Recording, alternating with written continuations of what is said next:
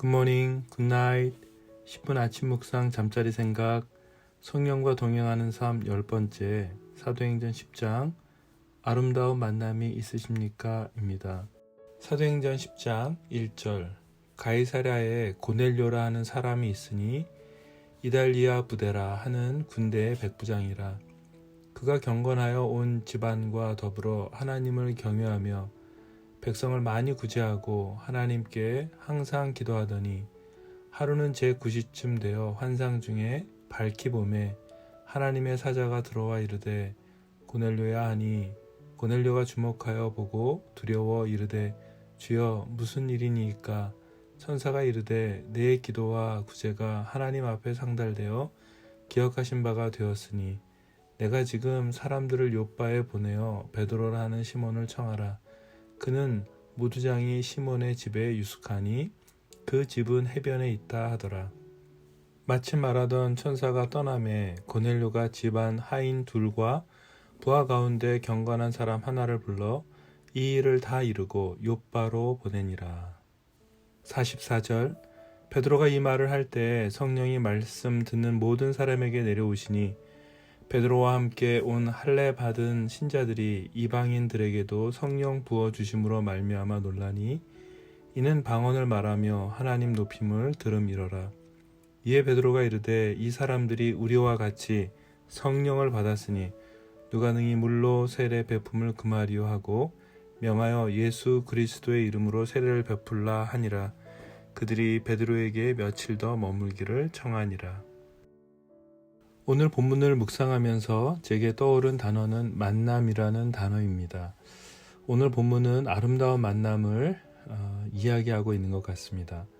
고넬료라는 사람과 베드로라는 사람의 만남을 보게 되죠.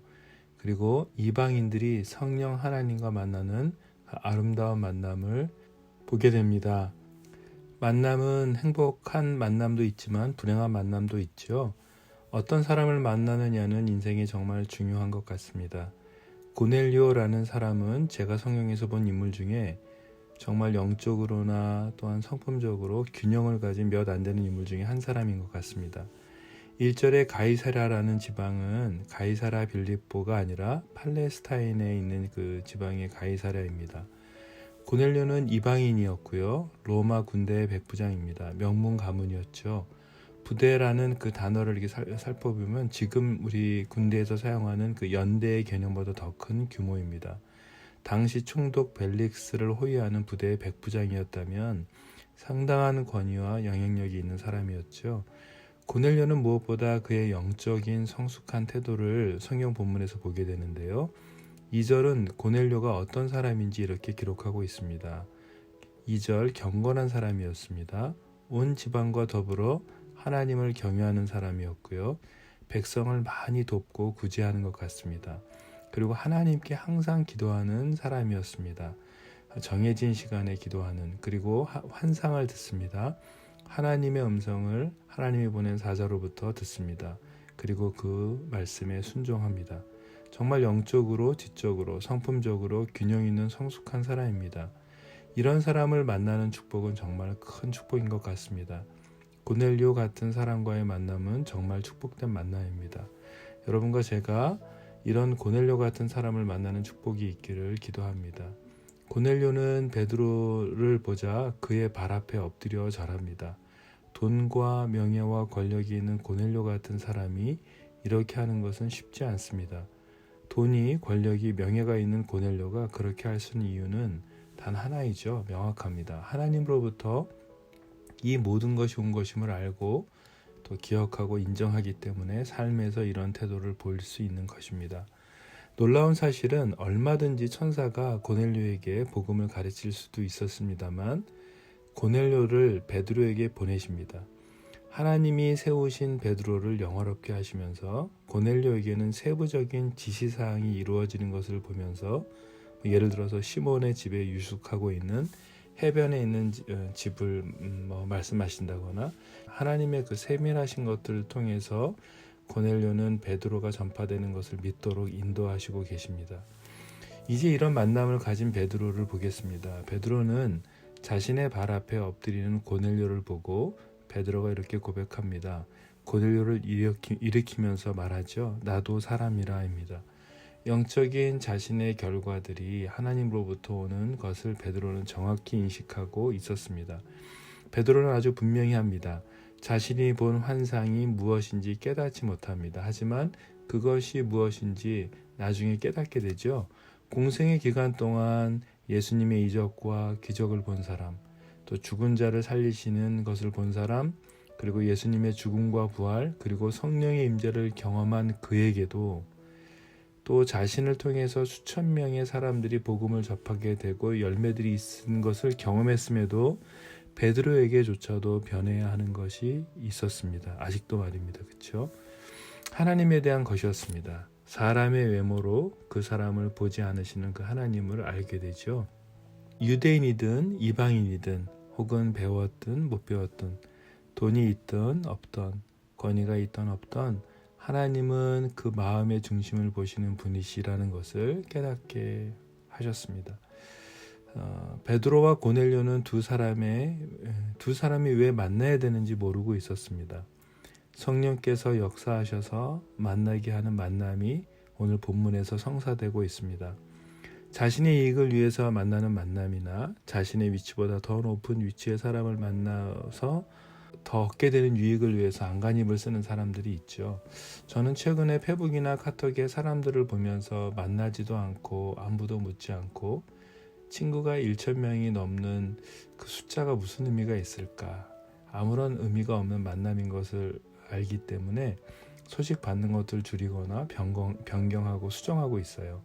안부 한번 묻지 않는 관계들이나 인간적인 모든 만남보다 하나님이 만나게 하시는 만남들을 고넬료와 같은 사람들과의 만남들을 소망하게 되었습니다.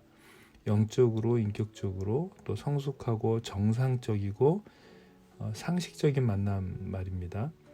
사역을 위해서 혹은 일을 위한 만남, 관계만을 위한 관계를 이루기 위한 그런 만남, 목적 있는 만남이 아닌 하나님의 마음으로 격려하고 또 하나님의 말씀을 소망하는 그런 만남들을 소망하게 되었습니다. 저는 저의 사역에 대한 기도 편지나 내용을 잘 나누지 못합니다. 너무 바빠서이기도 하고 또 기도해 주시고 믿고 신뢰하는 많은 동역자들이 있어서 너무 감사하지만 또 죄송한 마음도 많이 있어요. 정말 바쁘게 사역을 하면서 사역의 본질에 집중하도록 또 저를 믿고 또 각자 힘에 지나도록 돕는, 그래서 함께 서서 지지해주는 그런 가족과 같은 많은 분들이 계셔서 너무 감사한 마음이 있습니다. 때로는 연락도 못 드려서 죄송하지만 늘 아침 저녁으로 묵상하고 기도하면서 한 분 한 분 이름을 불러가며 그 가정과 손주들까지요. 사업과 또 섬기는 교회들을 축복하면서 기도합니다. 하나님이 지키시고 보호하시도록 말입니다. 최근 저는 진정한 아름다운 만남들을 경험하고 있습니다. 정말 걱정하고 아끼고 마음 다해 모든 것을 내려놓고 함께 기도하고 격려하는 만남들을 경험하게 되었습니다. 고넬료 같은 사람들이 제 주변에 많이 있었습니다. 하나님이 만나게 해주시는 분들이 있었고 더 많아질 것 같습니다.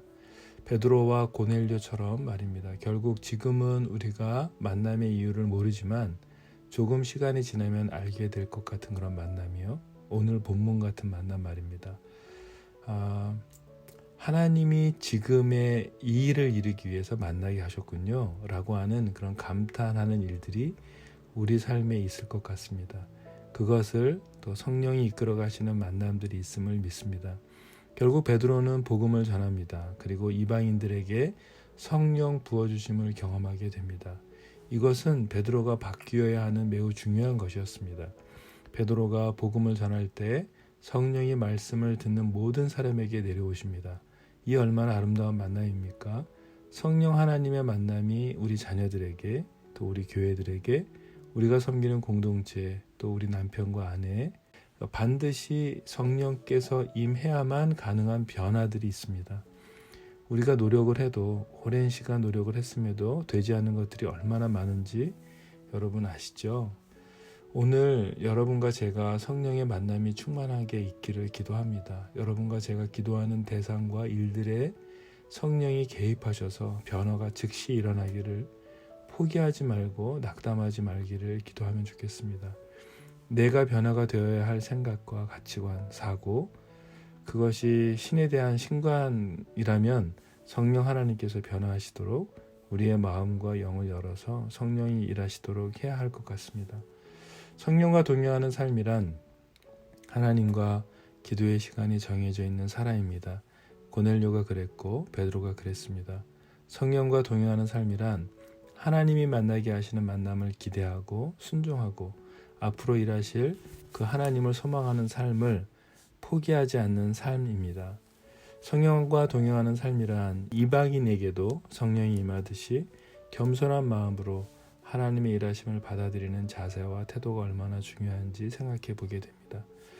내 생각으로 제안했던 이방인은 없으신가요? 저 원수에게는 성령이 일할 수 없어 라고 생각하는 사람은 혹시 없으신가요?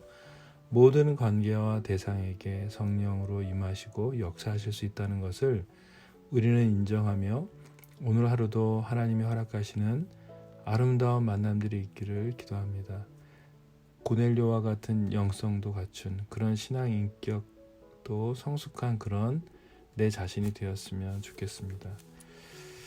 묵상을 위한 질문입니다. 주변에 고넬료와 같이 구제도 기도도 그리고 가족들을 주님께 이끌어가는 그런 분들이 계신가요? 아주 성숙한 분 말입니다. 그분들의 삶의 모범을 좀 생각하시면서 그 사람을 통해서 내게 바뀌어야 할 것이 있다면 그것이 무엇인지 또 주님께도 좀 물어보시면 어떨까요? 성령과 동행하는 삶이란 주님의 음성에 순종하는 삶인 것을 오늘 확인했습니다. 내 편견, 내 상식을 벗어나 하나님의 음성에 순종하지 못하게 하는 것이 내 안에 있다면 그것이 무엇인지 주님께 물어보며 또 발견하는 하루가 되었으면 좋겠습니다. 기도하겠습니다. 아버지 하나님, 제가 성숙한 고넬료 같은 사람으로 되어지도록 성령 하나님 저를 이끌어 주십시오. 저희 안에 겸손과 순종할 수 있는 또 용기를 주십시오. 베드로는 환상에 순종하기를 지체하지 않았습니다. 아브라함처럼 말입니다. 주님, 이 믿음의 순종을 제게도 허락해 주십시오. 저를 통해서 많은 사람들이 성령 하나님과의 아름다운 만남이 있어질 수 있도록 새로운 길들을 여시고 새로운 만남들을 허락해 주십시오. 예수님의 이름으로 기도드렸습니다. 아멘.